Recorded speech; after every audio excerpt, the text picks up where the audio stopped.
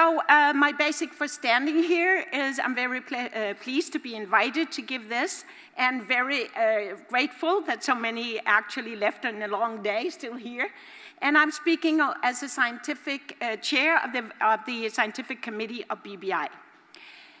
Let me first saying here that I am proud, and I'll speak it loud and proud, you told us, sir, that it's been possible with the BBI to really take Europe along on a journey where we are, in most of these aspects, really getting further on than any other continents in the world, in the sense of using a diversity of different approaches of upgrading biomass. Let me say here that what we took, BBI took the biobase to a new level. They first went from just the yellow biomass, the straw and the stover and the wood and so on, to all colors of biomass. It is now also the green leaves. It's also the blue bioeconomy with the biomass of seaweed and fish. It's also the slaughterhouse waste and so on. It's all colors of biomass. But it's also different types of side streams, and that's very important, and even the waste.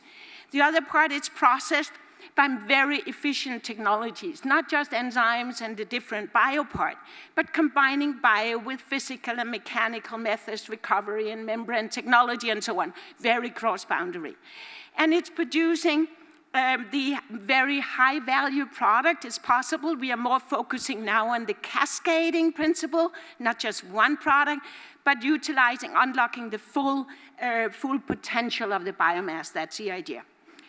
The next, of course, some people have said today, when you've done so much, what's still to be done?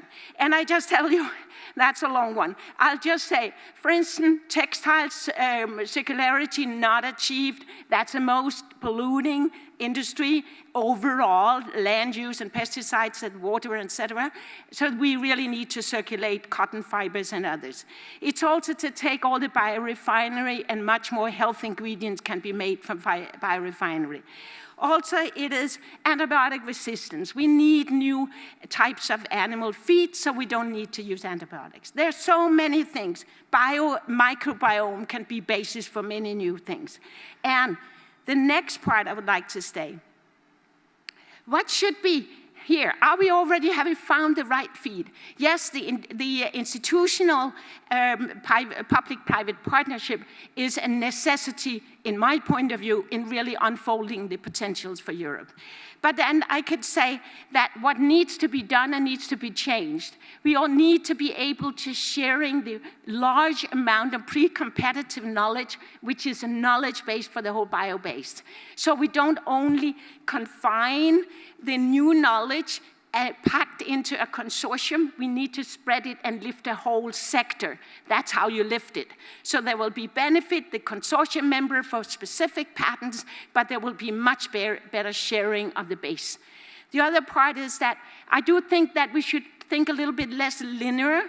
So flagship could not just be, okay, now we are at high TRLs. I think we all the time, when you have a biorefinery, you need a new doing things better. So I'm suggesting a small low TRL component, even for flagship, so we move faster. So, and the other part is that it's very important to include the primary sector in the beneficiary and also in the value chain profit. Done by actually having them contributing significant to what needs to be produced. The next one has been leading in promoting, I'm really saying that, implementing industry and academic collaboration. I don't think I need to do much on this one, because I think we all agree and have seen that.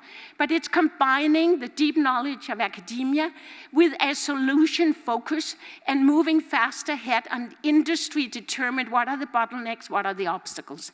That's a perfect way of actually moving ahead. I think I managed to skip one here.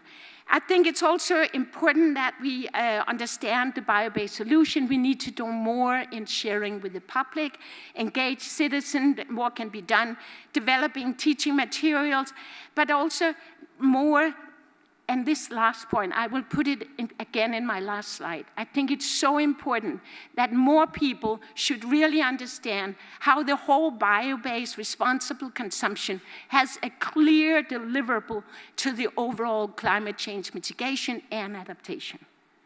We are not, all of what we have done today should have been beamed into Madrid and they should have heard it. But that's unfortunately not possible, and I think they will not really include it.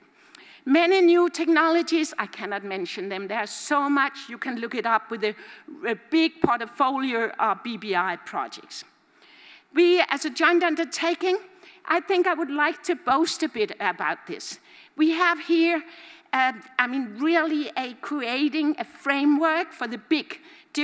Dirk already talked about the BIC, the Bio-Based Industries Consortium, and they have the whole structure there, have mobilized many more industries. We also have empowerment of SMEs in the sense that they are actually now included and incorporated in highly qualified consortia with universities and industries, so they're really benefiting, and they deliver and really also contribute very much. We've been able to broaden the scope, many more areas, but also mobility of the young talent, so they are all over Europe. They are really, so that they are not just specialized in a narrow field in their own country, but we can mobilize around. And then attracting the investments, I will come back to that, but they're very important. But because remember the syndrome of Europe, we were almost coming into that we were the knowledge hub of the world, and then other people and other parts of the world benefited from getting our knowledge and then starting to make business based on it. Instead of that, we were too slow in using new knowledge. We have grown much better in that. Bio-based technologies collaboration create international opportunities. That's what I just said now, but let me expand a little bit more. Can you remember the figures about drug development? That there were a time not many decades ago where 80% of the new drug candidates was actually developed in Europe and 20% in US. It took less than 2 decades to turn it around, that we had 20% and US had 80%. So here we have, in the many different areas we are working in now, we really have a chance of keeping and building, also making industries and upscaling and investments, and more people come to, also internationally, companies and talents and so on, come because we have interesting research environment for the bio-based development. The last thing I would, stimulating stronger, yeah. This is what I really want to say. I have to be international opportunities. Are you aware of how important the knowledge we are now generating in Europe could actually be for opening more and more markets for our companies, opening more, that we are doing more internationally opportunities, but also that we have a knowledge which is important for actually making sure that we are also having good use of that knowledge in the countries who are needing it most. And I am more specific at the bottom of the slide here. We are just Europe on top, or whatever, maybe Africa is in top, I don't know, they are at least becoming the biggest. But here they are facing a situation where they will lose still 50% of all what they produce, 34% according to FAO statistics.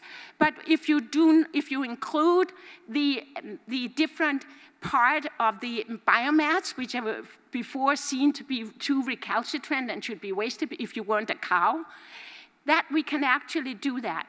That means I suggest that we are taking seriously that Europe, with all the knowledge we are building in the bio-based, is taking a new step for an alliance with Africa, developing the African bioeconomy, because we need to do our very best that we do not, within short period of time, risk that we have a continent we throw away still, just as we do, throw away really a lot at the same time as they have a break of food security.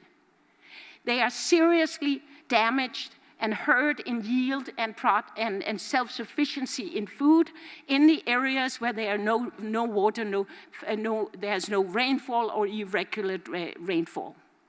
So in that sense, I'm really advocating for that we should do that. And I also think it's clever. My time is up. I think it's clever because it's the fastest growing continent, and that will be a huge market.